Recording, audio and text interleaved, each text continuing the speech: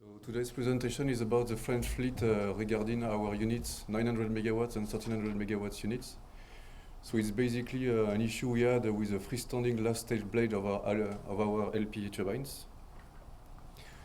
So first I will introduce you our fleet, the known issues, an experiment we ran a couple of years ago regarding what we call natural mistuning, and also the feasibility study for forced mistuning. So basically there are 10 units in France operating at the present time, designed by CEM under license BBC, which is now Alstom. It's a reaction type turbine with 1 HP for the arrangement and 2 LP rotors. So they are both welding rotor technology and double flows, with a bearing technology such as tilting pads and for the foundation it's a bit different maybe from what you have. It's like a spring mounted table, and also the condenser is with braces. So it's basically our design for the 900 CP2 units. For the 1300 megawatt unit, it's the same original equipment manufacturer, very similar design. The LP steam pile is identical for the CP2 and the 1300 megawatts. So since we have 20 units, in total we have 80 LP modules that are almost identical, especially for the last stage blade. So still the same arrangement with one extra LP for the increase of power, and the same arrangement for the table foundation. So basically, since we have a welded rotor technology, the rotor are aging very well, but we still find a few cracks during overhauls on our fleets. So here is a little schematic of our LP module and an example of a last stage blade, which is like freestanding and with a factory attachment. So our issues, there are a couple of pictures afterwards to show you our defects. So for the last stage, we had cracks on both rotor and blade. For the blade attachment, there is a generic fatigue cracking, which is due to a stress concentration due to the geometry at the circlips and the last notch, number 5. For the numbering, you will see it afterwards. There is also minor cracks found due to stress corrosion cracking on one of the notch, so there are a few cases. On the blade side, we find a couple of cracks, let's say 6 cracked blades over 12,320 blades, which is a very few numbers, but still we have it. And there are, I just also mentioned for your information, one crack that was confirmed on the 8th stage of our LP rotor. It is identified to be possible stress corrosion cracking due to the Wilson line, which is very close. But anyway, even with the defects we found on our fleets, on let's say 80 rotors, we can operate safely without any restriction until the lifetime of the plant, which is a good point for us. But we do care about the cracks on our LP rotors. So for example, here is the cracks on our blade. So notch number 1, numbering 1 corresponds to the outer diameter. So we found 6 blades, but one had also, as you can see on the pictures, a second cracks on the second notch. For the rotor side, it's just due to it's the geometry of the attach. I mean of the attachment. So basically here where we find the little cracks, so they are just minors. And for your information, the location, as you can see on the icon, the UT face Doré, the crack that was found of one of our LP rotor in 2005. So for the cracking of the blade, it has been quite a long story. Since we first discovered in the 90s on non-EDF steam turbine with a very similar design, a cracked blade, which means we had to add in our maintenance plan periodic controls of the last stage blade, especially in the area where it was found, which means notch number 1. Despite the few crooked blades, there was no blade off, which is quite satisfactory for ADF, but we still want to keep some margins. So all the crooked blades, since we were at the time we didn't know the propagation speed, they were all replaced by spare parts. And now we had to shorten, we do intermediate inspections between two major overhauls. So just for your information, our steam turbines has been designed for a postulated loss of one lasted blade to make sure that the rotor keeps its integrity even during shutdown to minimize the repair. So to prevent the cracking, there was numerous studies that were done. So the first obvious one is the expertise of the crooked blades. We did also on-site measurements, but the thing is at the beginning, originally the LP modules were not equipped for the blade vibration monitoring. So we had to equip at least 3 LP rotors to follow the blade vibrations and to analyze in what condition it could happen.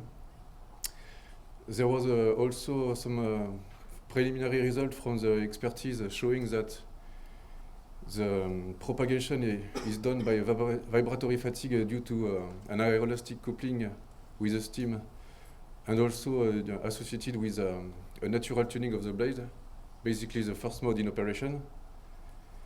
There was 2 other assumptions that are still not yet confirmed, which is an initiation by fretting, like a very small displacement, and also a possible stop of the cracks after a certain operating hours, since we are suspecting a natural mistuning since we are modifying the first mode when we crack the blade. So basically the stakes, as it was reminding at the beginning, it's to keep at the highest point the availability factor of the plant and also the power generations to prevent a major failure for the steam turbine, which implies basically a risk of very high unavailabilities and repairs. Also risk concerning the health and security of the staff, and more important for EDF, an impact on the media and the public attention, especially for nuclear industry.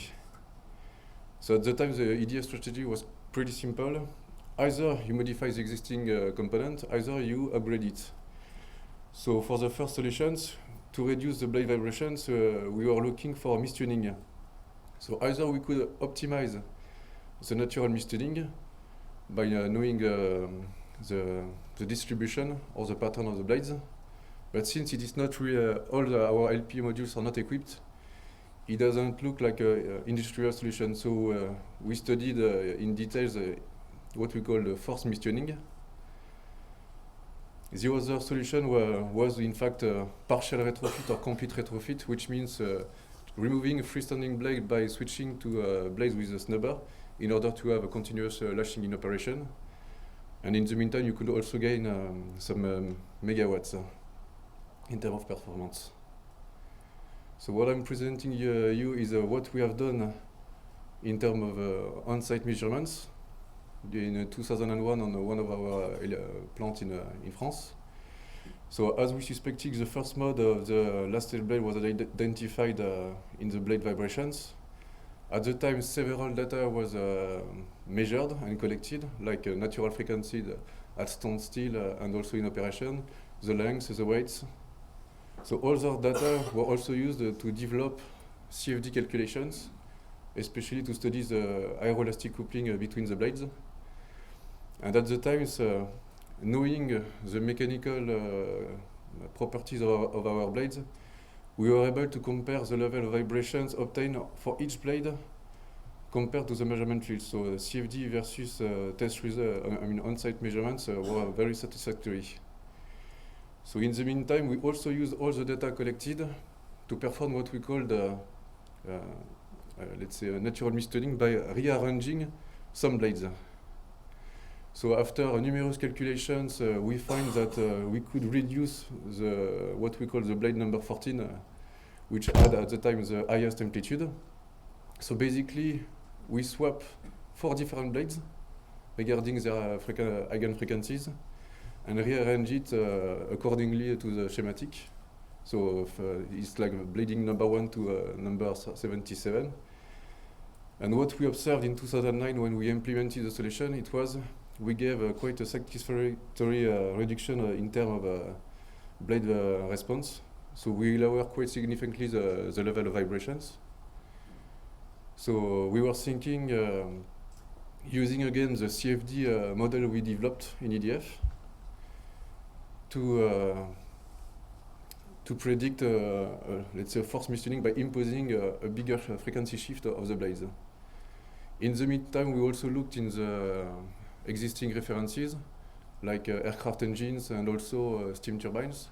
We find a very interesting paper regarding a ND37 blade that had a very similar cracking issue like us, but for different reasons. It was for the root cause was related to flutter phenomenon and also to very specific operating conditions. But the modification that was implemented gave satisfactory results. So combining what we knew about our CFD results and the existing references, we find after using a numerous configuration that we could alternate two different families. First being the original blades, and the other families being original ones with a slight modification at the tip, like it was done for the ND37. So for our applications, we find out that including all uncertainties, if we apply the frequency shift in operation of 0.8 Hz, it will lead to similar improvement in terms of vibratory level. However, in the meantime, we also analyzed the measurements that were done in shops to compare the eigenfrequency in the shop, which means at 0 RPM, and in operation.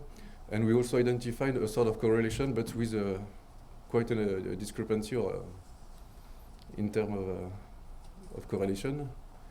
So what we did, we wanted to alternate two families of last state blades. The problem is there is one, since the number of blades is odd, basically we had to find a specific case for the last blade, the 77th. So there were two possibilities. Either for the original measurements we could take family A or family B, but the thing is, due to the discrepancy or the high uncertainty, it was really hard to get to apply an intermediate mistuning. So after discussing inside EDF and also with the manufacturer, we decided that we could go till 1.6 Hz, which means double the frequency shift for the special blade, called family C in the presentation, to ensure at least a minimum frequency shift between all blades of 0.8 Hz in operation. So here is what we studied in terms of modification. It's slightly different from the one from ND37, but basically we chose to machine the tip from as shown on the figures, with some constraints by not machining the trailing edge or the leading edge, one being too thin and the other one has a specific industrial hardening to prevent erosion, so we didn't want it to machine those parts. So we will just adjust the frequency regarding the depth of the machining, so what we call P, and for the special blade we will just double the depth to get 1.6 Hz shift. So basically, before putting it in operation, we had to verify the compliance with our EDF specification, which takes a lot of EDF feedback. So we make sure that on the Campbell diagram there is no possible resonances for any excitations for the first harmonics of the rotating speed, and also some harmonics, at least the first ones. From the mechanical for the mechanical strength, we check that the radius was sufficient to make sure that there won't be any local stresses. And we also studied the coupling of the bending mode for the blades and the torsions of the shaft line to avoid the coupling. So in both cases, when applying the modification, it tends to move away the eigenfrequency from the grid frequencies and its multiple, so which is good for us.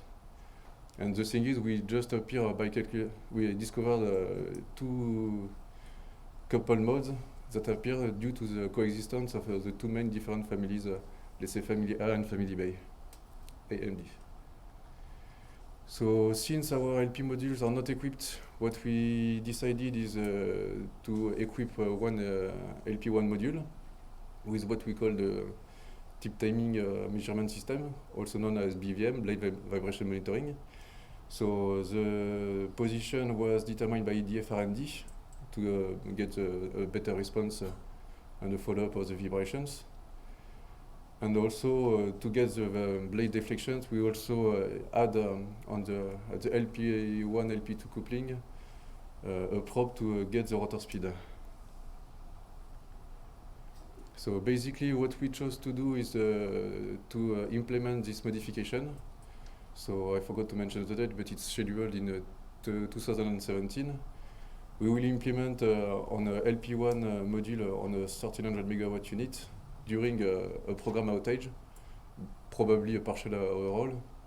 So before the outage, we will take some spare parts and machine it, especially measuring the frequency in the shops and also the weights and the moments to get at the end a residual imbalance almost equivalent to the initial original rows. So we will swap the machine blades in shops with the one on site. During the outage, we will install the BVM system by machining the diaphragms and also the coupling. So once it will be installed, we will do some acquisition by EDF R&D for different operating conditions and also different transient speeds, speed transients like run up, run down. And basically, we agreed also to release to the original manufacturer the data we will have to share and have contradictory analysis of the results, especially if we want to decide to apply it to all of our 80 LP modules. So basically to mitigate the risk of a loss of a last state blade, which is very important for EDF, the mistuning, forced mistuning was one possible solution, which is really easy to implement and avoids changing the entire stage. So basically, since we didn't have any original measurements, for the existing equipments, we chose to apply the forced mistuning solutions. So for now, the technical feasibility has been now acquired, and now we are just preparing the swap of the blades that is scheduled in 2017. So I hope by that time I will be able to present you the results to see if it matches our CFD calculations. Thank you for your attention.